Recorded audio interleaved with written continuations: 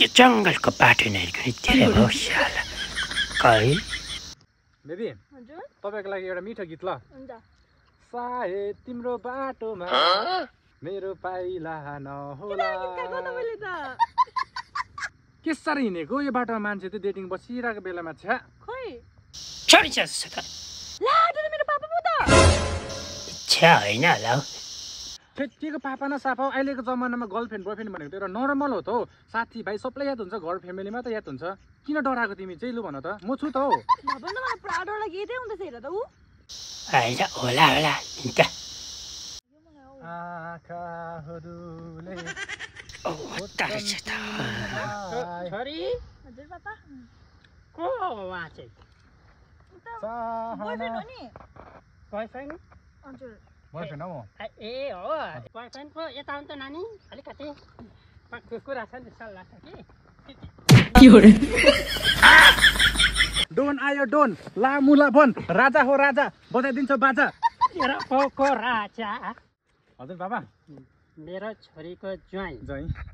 मतलब हुनेवाला boyfriend boyfriend हजुर त्यहाँनिर के भन्छ मेरो छोरीसँग बाबा कस्तो कुरा गर्नु भएको होइन के भन्नु भएको तपाईँले यस्तो यस्तो पुछ न कि हामी त भर्खर बोल्नु थालेको तपाईँ कसरी भन्नुहुन्छ त्यस्तो तेरिका यस्तोमा जुठो त हालेको छैन होला नि भनेको नि बाबा कस्तोमा हालेको छैन हामी त हिजो दिन मात्रै बोल्नु थालेको ए अबदेखि चाहिँ नि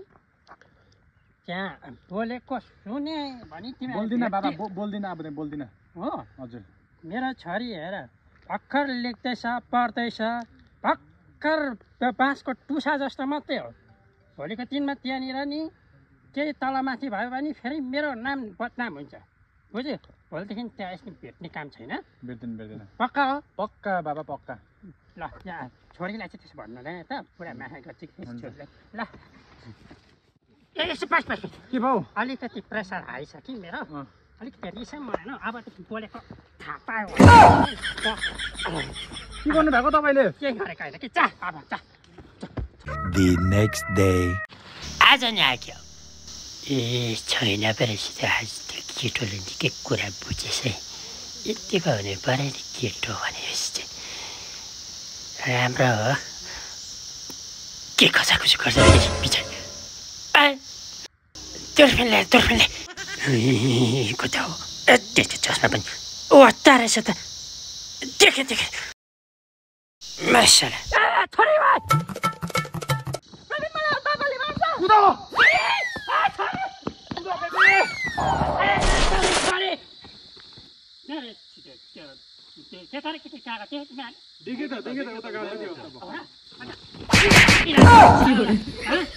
छोरी